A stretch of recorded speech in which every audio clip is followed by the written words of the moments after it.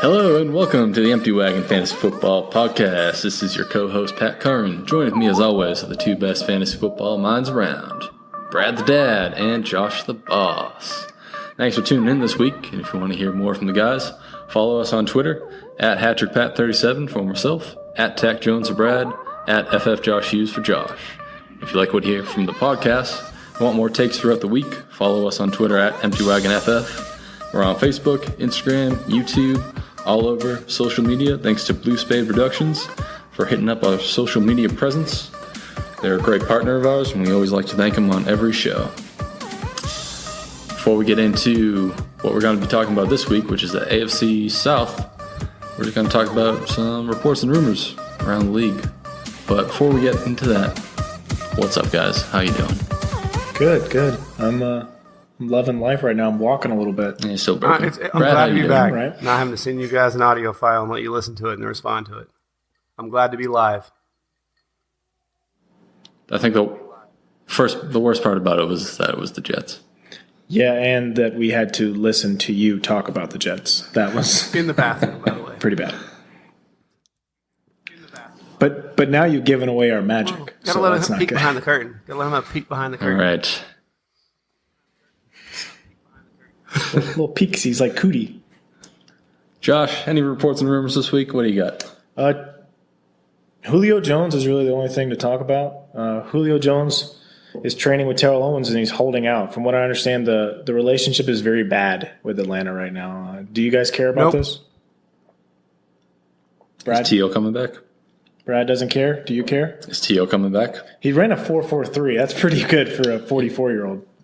You're right. It is, but he's not coming back. I haven't run a 4.43 my whole life, and I'm not 44 years old. So Have you even tried, though? Oh, I've tried. Okay. We tried running 40s when I was in high school. It did not go well. More like offensive lineman type speed. But he's not even going to Canton. That's it for reports. Boys, he's not even much. going to Canton for his Hall of Fame induction. Do you think he's really going to go back to play? He's busy working out with Julio. So you're saying there's a chance? Yeah, I'm going to pick him up. All right. Brad, you good with reports and rumors over really there? A whole lot of stuff. Yeah, it is late June, so camps are still rolling. Not too much news. Holdouts as usual. Now, before we get this wagon rolling, getting into our AFC South projections and breakdowns, just want to say to all of you who listen to the Empty Wagon Fantasy Football Podcast and own an Android device, do us a favor and go to the Google Play Store and download the Podcast Republic app. Fantastic app, allows you to get all your favorites and directly on your Android devices. You go to the app, the Podcast Republic app, you search the podcast you want to listen to, set them as favorites. They're one click away. It's a great app. I use it and I love it. Make sure to set Empty Wagon Fantasy Football Podcast as a favorite so you don't miss any episodes from the guys here at Empty Wagon. Again, that's Podcast Republic, available on your Android device. All right, and now the AFC South. So I was fortunate enough to get the Saxonville Jaguars. Josh, you got the Tennessee Titans. Yeah, I was fortunate. I felt very fortunate. And then Brad had the Indianapolis Colts. And the Texans. And the Houston Texans. Which I want to save the Texans for last because I feel like there's going to be some debate there. So are you cool with jumping into the Colts, guys? All right, let's get the horses going. All right. Let's get the horses pulling this wagon. Brad's going to kick us off with Indianapolis Colts. First thing I'm going to say about Indianapolis, all these projections are based off a healthy Andrew Luck. I mean, I'm going to assume that he's going to be healthy, throwing the Duke around before the season starts. Oh, if he's not, this whole projection base is all screwed up. Jacoby Brissett is not Andrew Luck. Will never be Andrew Luck. He's only Andrew Luck in the film version where Andrew Luck didn't find football. All right, so let's start off. We'll start with Andrew Luck. Well, okay. All right, ADP's a 99. So you're getting him pretty late. I mean, that's really good for a quarterback who's going to be healthy. We're assuming he's going to be healthy. I projected him at just under 4,000 yards, 26 touchdowns, 12 interceptions. He'll probably get about maybe 200 rushing yards. I just feel like the team's going to try to keep him from running the ball, and maybe one touchdown. He falls in the end zone once. I'm going to have to stall a little bit while I do some public math because I forgot to time these up because I didn't expect the Colts to go first. But what do you guys think about Andrew Luck? That feels like it's low. Feels like it's low on the rushing and the touchdowns, especially the rushing touchdowns, because we know he's mobile. Well, I do think they're going to try to protect him more now. I think they've been scared enough. They already lost Peyton Manning. When Andrew Luck came in, they had an awful season then. They know what life is like without a superstar quarterback because they don't know how to build teams around their quarterbacks in Indianapolis. Thanks, Jim Irsay. So I actually do see him running 200 yards, maybe even less than that. Yeah, I don't think the team's going to let him run. Well, Andrew Luck's going to protect Andrew Luck. Plus, the way he's going to be slinging that Duke, why is he going to need to run it? Yeah, arena football, throwing the Nerf ball around. Yep, he's going to be slinging the Duke. All right, now. so the total points is 274 total points, which is actually pretty good if you actually look last year. It puts him in the top 10 at quarterbacks. And like I said, those numbers could go up. I just feel like they're really going to hold him back on rushing, which is probably smart, and they need to protect him. He's one shoulder surgery away from being done forever, possibly even done now. Next is the nice running back by committee they got going there for the Colts. You got Marlon Mack, Nine Himes, who they drafted early, and a few other running backs they've brought in. I hope they don't bring another running back in. If they bring in a Adrian Peterson or any DeMarco Murray, any of these veteran running backs, it's going to really mess up this backfield even worse than it already is. So we got Marlon Mack, ADP is 73, so about 7th round pick, which isn't too bad for a late running back. My projections on him, though, aren't good. It's 555 yards, 5 touchdowns, 23 receptions, 225 yards receiving, and 1 touchdown. It's not too great, like I said. What's his total points again? Did you get his total points, Marlon Mack? We were supposed to do these last, but you guys talked I was going to do them. Oh, sorry. Sorry. But you said his ADP is 73, right? So 7th round. Yeah. So 7th round, maybe late 6th, depending on where you're at. Still kind of high, I think. But that is high. If they make him the lead back, if they make him the lead back, it's good. Total points is 137. Still, I think people are high for drafting. Yeah, they are. That's what I think. Yeah, I agree. Okay, then we go to Neen Hines. All right. Hines has so they're going to use him in special teams a little bit too. So if your league gives you touchdowns for special teams touchdowns, he may get you some extra bonus points there for just having him on your team. His ADP is 162. So compared him to Marlon Mack, way big difference right now. So you can get him really cheap. I got him at 375 yards, 4 touchdowns, 30 receptions, 240 receiving yards, and 1 receiving touchdown. It puts him at right around 100 fantasy points. So actually not that far off from Marlon Mack because I just feel like they're just going to use a running back guy committee. It'll be Marlon Mack maybe get the first couple reps. Then the next couple series will be Hines, and they'll bring in one of these veteran guys that they got laying around in the backfield. It's just going to be a muddled mess of a backfield. Then if we move on to the wide receiver. A muddled mess. Go ahead. Yeah. Say that 5 times. You got probably the best fantasy option there is T.Y. Hilton, especially if Andrew Luck's back, right? His ADP is 37. So, again, in the 3rd round, that's amazing. You can get him with Andrew Luck back. You can get him late 3rd, early 4th, killing it. I think he could be a number 1 wide receiver. I have him at 88 receptions, which is way high, right? But 1,350 yards because he is a home run threat every time he touches the ball. And then you got him around 250 fantasy total points. This puts him up in that top 5 wide receiver category. I know everybody's like, what? But T.Y. last year, even with Jacoby Brissett, had a good year. Then after that, you get a mess of just ugly, no fantasy option really wide receivers behind him. You got wide receivers. Hey, those are somebody's babies. Right, you got Ryan. You got Ryan Grant, who got medically cut by the Ravens. Then you have Chester Rogers. Yeah, well, and Cassine Williams. All their ADPs are around 260 to 270 range. Yuck. So I got to watch them more. That just means that they're undervalued. I'll have to watch the preseason games, see who they put at the number 2. the next biggest part for the Colts is the tight end position. You got Jack Doyle and Eric Ebron, right? Eric Ebron got signed this year. The biggest thing that I thought was crazy about this was when you look at ADP difference. Jack Doyle's ADP is 128. Eric Ebron, 313. So Jack Doyle, I got him at 75 receiving yards, 695 or 75 receptions, 695 yards, and 7 touchdowns. That'll pop him way up into the easy a tight end 1. Eric Ebron, I think they're going to kind of move him around a little bit, maybe put him out in the slot, maybe put him outside, go with a 1 wide receiver, 2 tight end set, and just let him work out there. His reception is probably going to be a little lower. I probably have him at 50 receptions, probably about 400 and some yards, but the touchdowns will be there. I think he'll still get about 5 touchdowns. For you, so you're thinking that Jack Doyle's going to be the guy who's going to be the number 1? Yeah, here. With Andrew Luck. They have that rapport. They've played together. Andrew Luck's going to go to what he knows, right? He was off all last year. Him and Jack Doyle had a connection the year prior. He's going to go back to that. Go ahead, Josh. Burn me on it. Let's hear it. Okay. All right. Go ahead. No, I just disagree with that.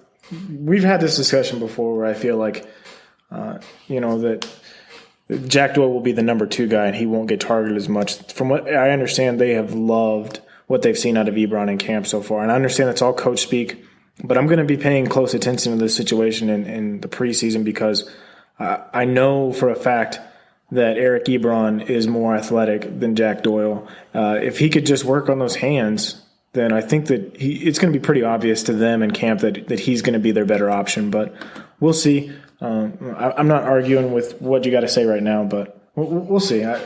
I feel like Ebron's going to end up being the winner. Well, I mean, with the ADP, though, Eric Ebron is a better, safer bet. He has a way later ADP. He's going a lot later in most drafts.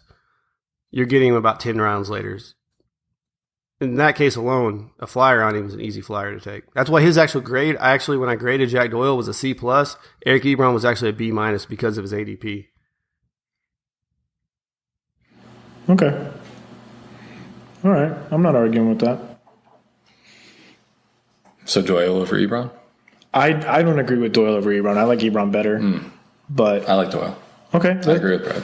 That's fine. It's okay to agree with him, even though you guys are wrong. It's not a big deal. Okay. Well, all right. No need to be honest. All right.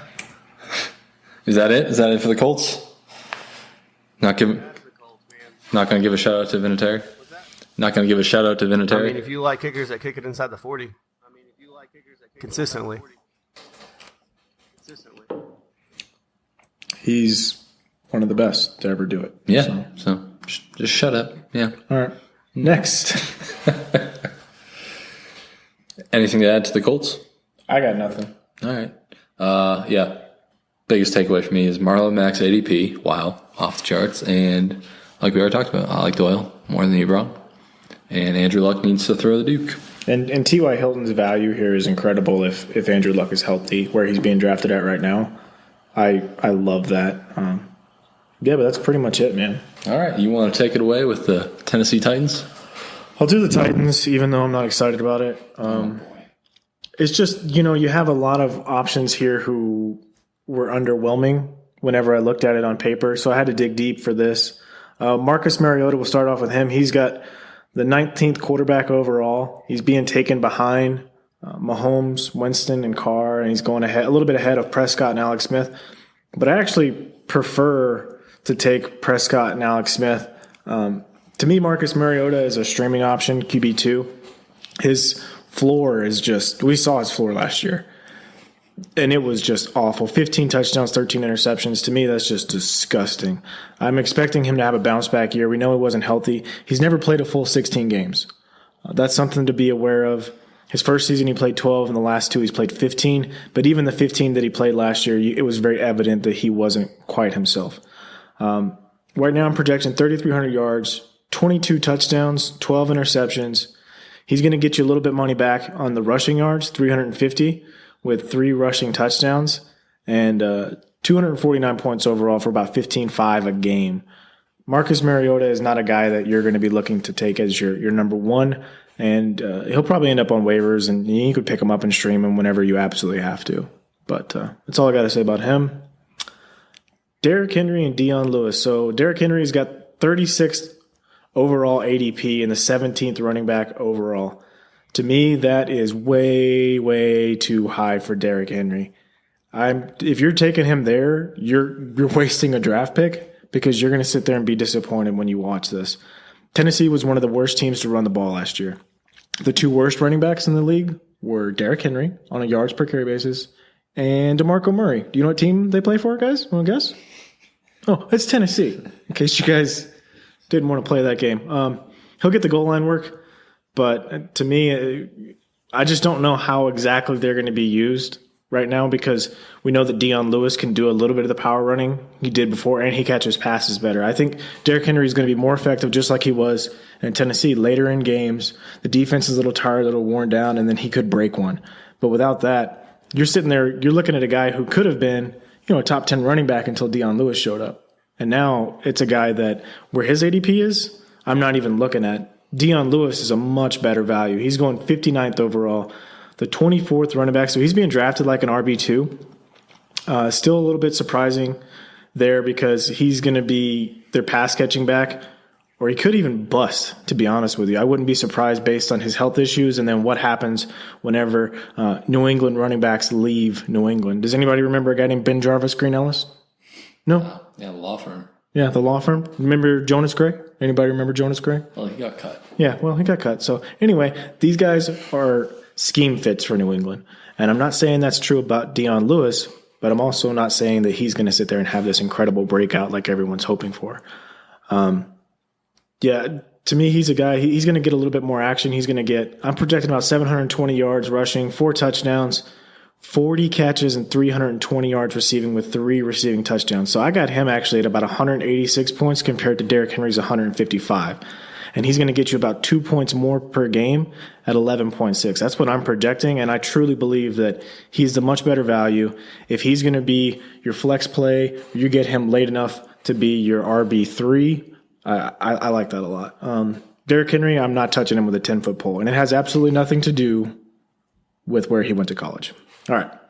The next guy is Delanie Walker, a true bright spot here. 86th ADP, 7th tight end overall, and I think it's the perfect place to take a tight end because he's a guy, you don't love him. No one loves drafting Delanie Walker. But let me give you guys a little stat right here. He's been top 8 4 years in a row for tight ends. Top 8. That's consistency, guys. Okay? So he's a great tight end to target in every draft based on his consistency and where he's at. He's actually one of the solid options on this team. Even with Mariota's awful year last year, Walker was still solid, and he finished in the top 10 again. This is something that we can't ignore. I'm guessing 70 catches, 820 yards, 8 touchdowns for 216 points, and he's going to get them TDs. Okay? Rashard Matthews, gross. He's actually getting drafted really low. 55th wide receiver overall, 142. Just gross. Never great. But he actually had some decent years the past couple years based on lack of options in Tennessee. And I see that regression coming. Corey Davis will come on this year, and Matthews is going to regress because of Davis. Dion Lewis is going to catch more passes. He's basically outperformed his talent level for the past couple years, and now that's going to finally catch up to him. So Rashard Matthews. It is Rashard Matthews. 700 yards, 60 catches, 4 touchdowns, 9.6 points per game. This is the guy who I'm actually excited about, Corey Davis. He's got a 71 overall in the ADP and the 31st wide receiver coming off the board.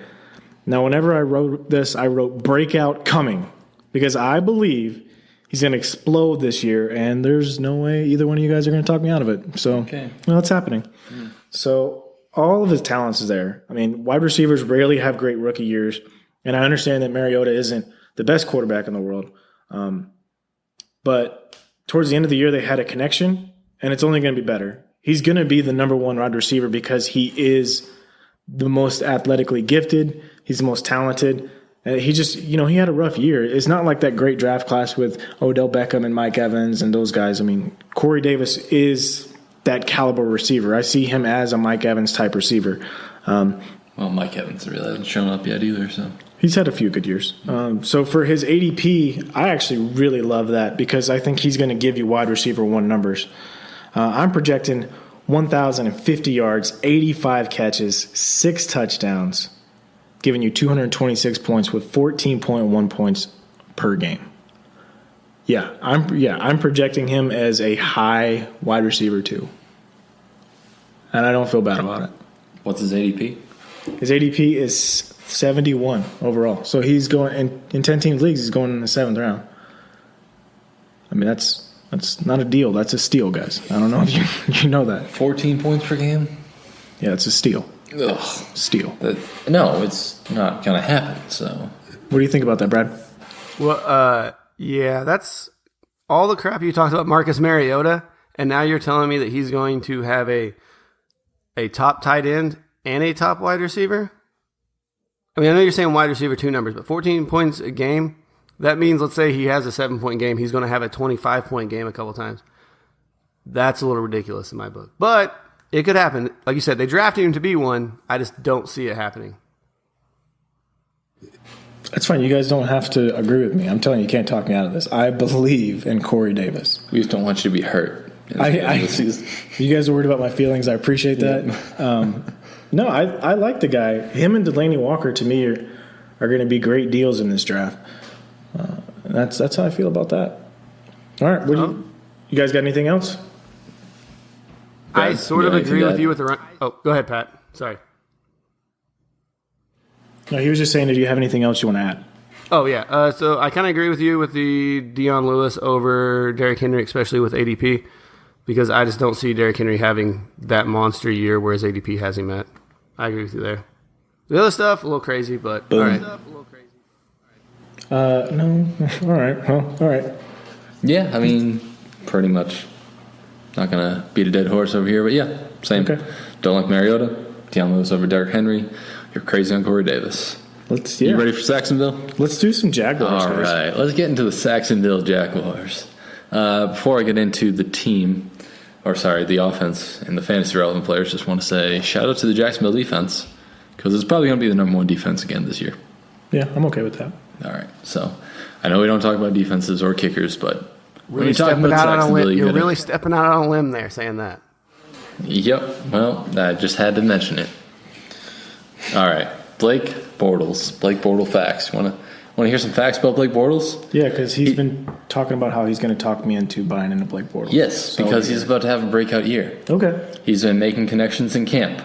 He's got Dante Moncrief there, who's actually a decent receiver. Austin Safari Jenkins, who is lighting it up in camp. Except for in the end zone. Nope. He can't catch there. Nope. He's catching him in the end zones. All right. And Blake Bortles is coming into camp with more confidence than ever. So all those Blake Bortles picks that you have to buy when you have to start Blake Bortles, you don't have to buy those this year. Because this is what he's going to do. 3,800 yards, 25 touchdowns, only 8 picks, 17.2 points per game, 275 points. Do you know what his ADP is right now? What's that? His ADP is 215. So you guys think I'm crazy about Corey Davis, but you're... Yep. All right. Okay. Yes. Well, we'll get to where does that rank? Pat, where does that rank with other quarterbacks, if you don't mind me asking? If you know. As far as his ADPs? Yeah. Yeah, you're going to have to look that one up. But as far as like what other...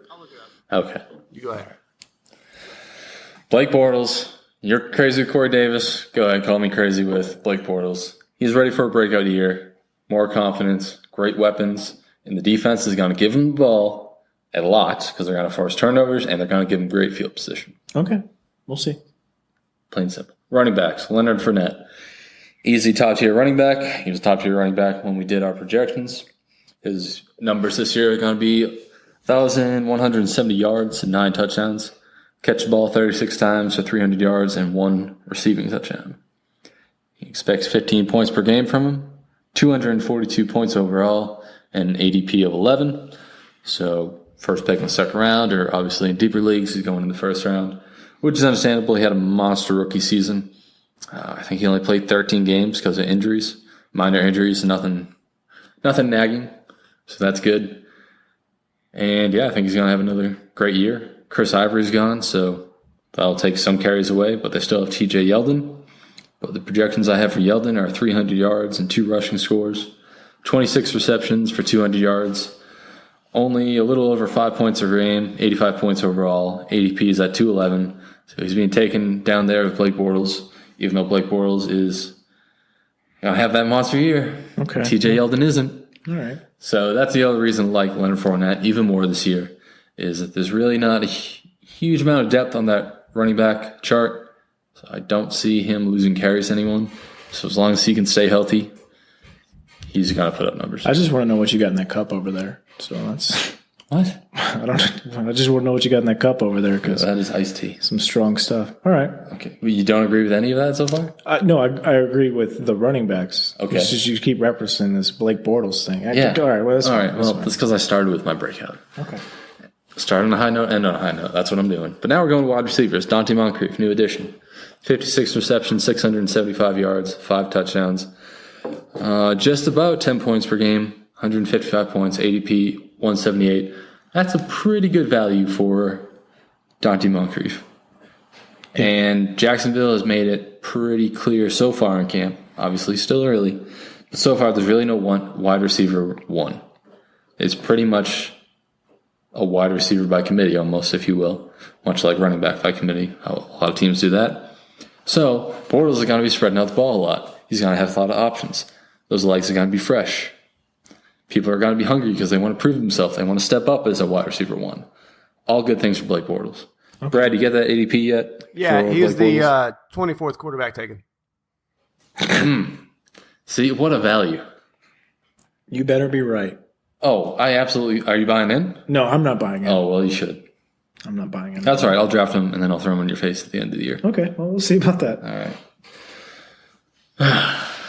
Anyway... Marquise Lee, next wide receiver up, 50 receptions, 640 yards, 3 touchdowns, only 8 points per game, and 134 points. However, Marquise Lee is going above him at an ADP of 125. Marquise Lee getting drafted higher than Moncrief at 125. That's almost 53 points separating him and Moncrief, which is crazy. 1, because I think Moncrief's going to have a better year, and 2, there's not a lot of difference between those wide receivers. Okay. I don't understand why there's a huge gap there. That's pretty much the only 2 wide receivers that will get you anything as far as points. Maybe in deeper leagues, wide receiver 2, maybe a flex, more like a flex. Again, in deeper leagues. I'll mention DJ Chark because he's a rookie. He's been somewhat impressive in camp. But that wide receiver depth chart pretty deep. You got Dante Moncrief, Marquise Lee, DJ Chark, Keelan Cole, and D.D. Westbrook. Cole and Westbrook will go undrafted, and Chark, Westbrook, and Cole will probably be good for 4 or 5 points per game. Okay. So, finally, tight end, Austin Seferian-Jenkins. Let's end on a high note because this is another breakout year. Better than Doyle, obviously better than Ebron, and I would take Jenkins over Walker this year. I would. Okay. Well, now you... Nope, I would because he has Blake Bortles. All right, projections.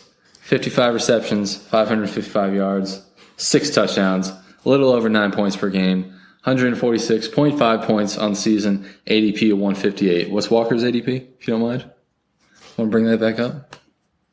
Yeah, Walker's ADP is 86 overall. Ooh, I am not taking Walker at 86 overall when I can get Jenkins at 158 overall.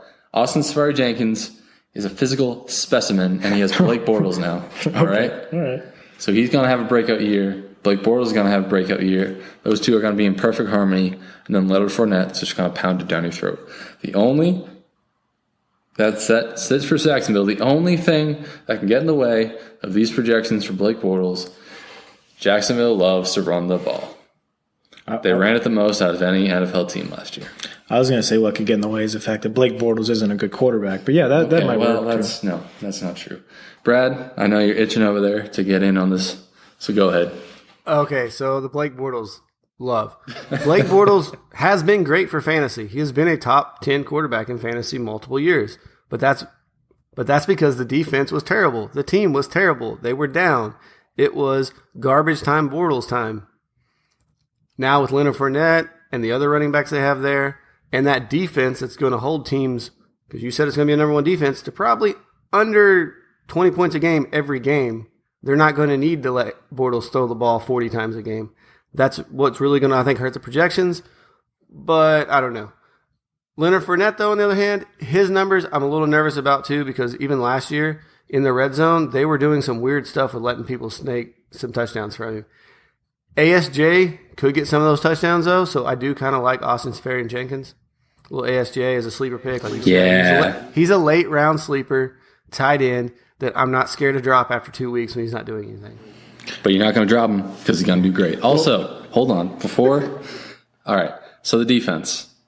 Last year, Bortles' numbers, he almost had 3,700 yards. I'm projecting 3,800.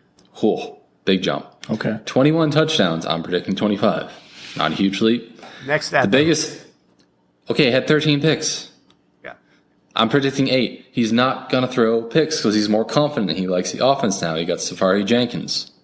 He's got decent wide receiver core.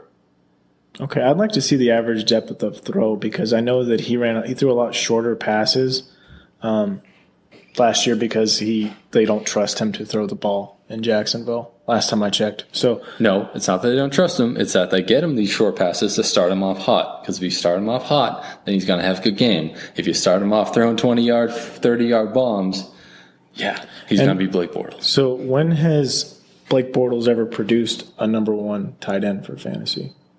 Does either one of you guys know? In London. Okay, so I'm not talking about season. That was Mercedes Lewis in one game. I'm talking about for a season long.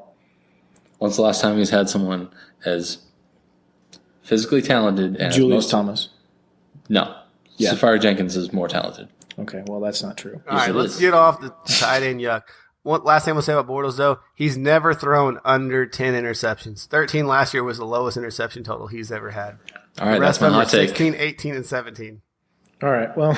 That's my hot take. It's a hot take. We can go to the Houston Texans because we have more hot takes. I just don't coming. want our listeners to get tricked and bamboozled. Well, you're telling them to draft Corey Davis. So because I'm right. Who's the joker here? All right, so go ahead and let's Brad, go ahead and diffuse this fire over here and talk about the Houston Texans. Well, the fire is going to get started. It actually ain't going to be that bad. I think Josh isn't going to get too upset. So the Houston Texans, right? What's their biggest key to their success? Deshaun Watson's knee. His knee's healthy. They could actually have a good team. They try to improve the defense this year since Pat wants to start talking about defenses. So that could kind of affect some of these plays because Deshaun Watson was in a lot of shootouts when he was healthy last year. So he's coming off a great rookie season where he only played 6 games, really, 6.5 because he came in the first half of the first game. He had great numbers. He had almost 1,700 yards, 19 touchdowns, 8 interceptions, rushed for almost 300 yards and 2 rushing touchdowns. But Josh, since you're the Deshaun Watson truther on this thing, it was a non-contact knee injury, correct, in practice? Yes. And what do we know about non-contact knee injuries? They're not good. I think Ryan Tannehill's still trying to recover from one. It happens. It happens. Okay. It happens. Ryan Tannehill is no specimen like Deshaun Watson. Okay. His ADP is 34. 34. He's the second quarterback coming off the board right behind Aaron Rodgers. Josh, you can even agree that's way too high, right? 100% agree with that. Because we've only seen him play in 7 games. I agree. Okay. My projections, though, have him making that once I did them and I changed them and I tried to adjust them more. But they actually have him getting quarterback 2 numbers, getting about 3,500 yards, 25 touchdowns, only 18 interceptions, which is still a lot of interceptions. But then almost 500 rushing yards and 4 rushing touchdowns, which puts him at 326 fantasy points, which puts him at quarterback 2 last year, right above Tom Brady, right behind Russell Wilson. It's the legs. The legs give you that great floor. If he can be healthy, I still don't like taking him in the 3rd round when I can get other players in the 3rd round. I mean, last year we saw a lot of great players win the 3rd round, and you're taking your quarterback in the 3rd round. And he's not probably going to fall to you in the 4th round unless you're in a crazy league where nobody takes quarterbacks till really late. Because the hype is real with Deshaun Watson. Like I said, the fantasy numbers are there. I'm just worried about the health of the knee. Let's move on to this running back situation they got. Josh, you can hit me up on the quarterback thing later and love your Deshaun Watson. Lamar Miller. Lamar Miller. Boo. It's gross every year. But you know what he is every year? An RB2. Running back. RB2. He's running back like 15, running back 14. You don't like it. It isn't pretty. But guess what? It's there. It's running back 2 numbers. His ADP is 43. So 4th round.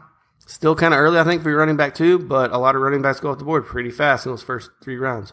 So you're getting a consistent running back 2.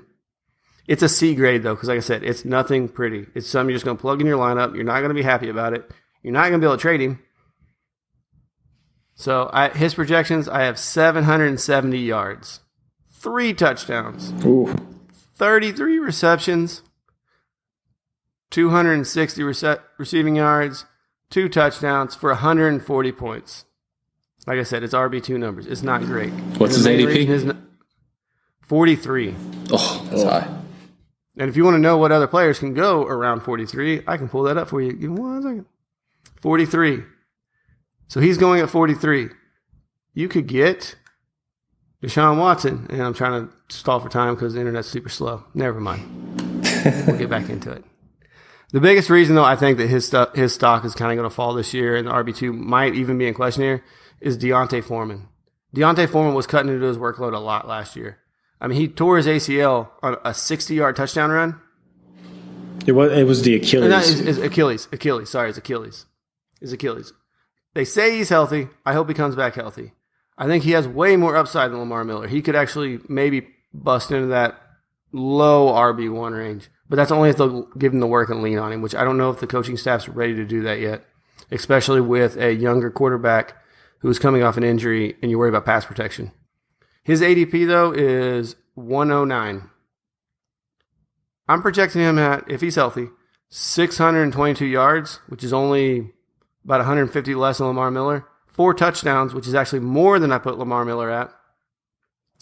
13 receptions, 130 yards for 112 points. It's only 28 points less than Lamar Miller, and you're getting him way later, 6 rounds later. I'm actually liking Foreman a lot better if he's healthy. Like I said, if he's healthy. I want to see him in the preseason. I want to see him out there running, making some cuts, making sure that Achilles is all good to go. Okay. Now the guy everybody wants to talk about, right? DeAndre Hopkins. Yeah. What do you really need to say? What do you really need to say about DeAndre Hopkins, right? He's hyper targeted. He's some people's number 1 wide receiver, maybe number 2 wide receiver, depending on how you want to go with it. He's probably right behind Antonio Brown just because Antonio Brown's been so consistent for so long. ADP has him at number 8. Number 8, which I thought was actually lower than it should be.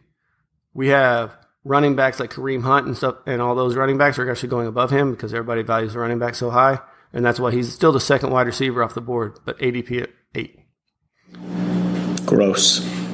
It is gross. But, I mean, if you're in the 1st round, you can grab Nuke. You're happy about it. Pair him with a subpar running back. Unless Brock Osweiler's throwing the ball? Yeah, you're really happy. Wait, so you're saying 8 is high? I think 8's low. I'm saying 8 is great. Okay. He should be going higher. Sure. Right, yes, yeah. I agree, yes. Okay. All right, we already know about DeAndre I have him Hopkins. at a ridiculous 90 receptions because they throw him the ball probably 200 or 180 times this year, not 200. 180 times this year. 90 receptions for 1,275 yards, 9 touchdowns for 271 points. I don't think any of that's outlandish. I don't think any of it's outlandish either because he would get the ball. He was targeted, 20 times, multiple games last year? Yeah. Even without Deshaun Watson? I'm okay with that. He's really your only safe, no Deshaun Watson there play in Houston. Now we get into the rest of the wide receivers. A lot of them are boom or bust. Will Fuller is kind of the next Will Fuller had great games last year when Deshaun Watson was in there. But he's still Will Fuller. He's 2 catches for 60 yards and 2 touchdowns is what you're praying for. He's not going to get the targets because DeAndre Hopkins is going to eat up all the targets. 28 receptions, 425 yards, 3 touchdowns, only 88 points. Like I said, he's a boomer bust wide receiver. Seems low. And then you get the what was that, Pat? Seems low for Fuller. It does seem low, but when you actually talk about Hopkins getting all this work, what do you expect Deshaun Watson to throw the ball 40 times a game? If their defense is improved, they're not going to be throwing the ball 40 times a game. Hopkins gets 20 targets. I don't think the 20 other targets. I don't think the defense has improved that much. I mean, they had a shootout with Seattle last year when Seattle was actually struggling to have any offense, and the defense hasn't come too far from that. So I don't really see them. Healthy J.J. Watt changes that whole defense. That's if he's healthy. Oh, look at that tandem. I mean, we agree. Yeah. Okay. Well, the next two wide receivers are their slot guys. Braxton Miller, the converted quarterback. Gross. Or Kiki Cutie. Gross. I'm actually, reports out of camp are that they like Kiki in the slot. But neither one of these guys are really fantasy relevant. I put Kiki, his ADP's 323. I grade him F for flyer. F for flyer. You can throw a flyer on. He may be like Juju. We had Juju last year who came around as a flyer, and he ended up being a great wide receiving option for you. Maybe Kiki is this year's Juju. No. Okay. All right. All right, and then let's get in the tight end situation there. CJ Fedorowicz is officially retired. Thank goodness. I didn't want to see that guy's brain getting beat up anymore. I was very concerned. So now I was concerned. All right, I don't want to see people die when I'm watching football. All right, we have Ryan Griffin and Steven Anderson. None of these guys are an Austin Safarian Jenkins or anything. But we have Ryan Griffin's ADP is at 325. So he's only going in super deep leagues. 35 receptions, 405 yards, and 3 touchdowns. Steven Anderson's ADP is even lower. His projections are even worse. I don't really think the tight end's a viable option in Houston. Your option in Houston is DeAndre Hopkins winning the ball and getting thrown. I agree. Yeah, hurry up so we can go back to Watson. All right, let's get back to Watson. Go for it. All right, Josh. I'm All done. right, so here's the deal with Watson. I do agree with him being taken too high. Personally, I'm never the guy that drafts a quarterback that early. I don't like that strategy, especially when, the numbers that separate the quarterback 4 and the quarterback 10 aren't that much. You're talking maybe like 20 points, 30 points. So for me, yeah, I agree with that portion of it. However, the pace that he was on when he was playing was to throw for over 5,000 yards. There's only a handful of guys who have done that, by the way. Can you cue the love music here, Brad? And 45 touchdowns. That's the pace that he was on. So I understand we could sit there and say, well, the knee. Okay, Deshaun Watson, from what we saw, is the real deal. Okay? Now, I understand could be a little sophomore slump issue. He's still going to throw for over 4,000 yards if he's a starter. You're projecting, 3,800?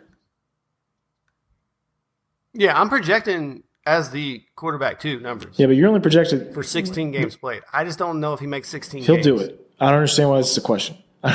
Josh is just empathizing with someone with a knee injury, that's all. Well, look, okay, I've seen Deshaun Watson play in college. I know what he's capable of. We saw it translate very quickly to the NFL when he started. This isn't a question of, how good is he? It's just basically whether you're willing to pay that price. That's it. I mean, in my mind, that's the only question that we really have to ask ourselves. So if you guys don't want to buy him that early, that's fine. Me, I got him in a dynasty draft in the 5th round, and I was stoked to have him there. I understand that a lot of people don't even take quarterbacks that early, but for your franchise guy, to me, it was a no-brainer. So when's a good ADP for Deshaun Watson? Honestly, I would take him after I have my running backs and my wide receivers set up. So I'm not necessarily – I'm looking at a value, right? So in the 5th round, we got guys going in the 5th round who – could still go ahead and change the makeup of your team. Like if you get a Larry Fitzgerald later on in the 5th round, which is where he goes a lot of times, he could be a great flex option with wide receiver 1 upside. He finishes a wide receiver 1 last year. But 6th round for me, I could see 6th, 7th round. He just won't fall that far. Yeah, I was going to say, there's no way Deshaun Watson's falling in the 6th, 7th round. You always have that 1 or 2 people or that one person that takes 2 quarterbacks in the first 4 rounds, as we did in our draft last year once. That's just going to skew all this stuff, and it's going to really screw it up. To get back to Lamar Miller, a little bit off topic here, but it's Deshaun Watson. But Lamar Miller, ADP of 43. You got Amari Cooper going at 42. You got Zach Ertz going at 44. Juju, 45. Brandon Cooks, 46. Mark Ingram at 47, and at 41, going back up. Kenyon Drake at 40. Rashard Penny, actually, is at 41. So I like all of those guys better than Lamar Miller. You don't have to like him, but you have to appreciate where he's finished year in and year out. And they brought back Alfred Blue. They brought back Alfred Blue because they know Deontay Foreman's not healthy.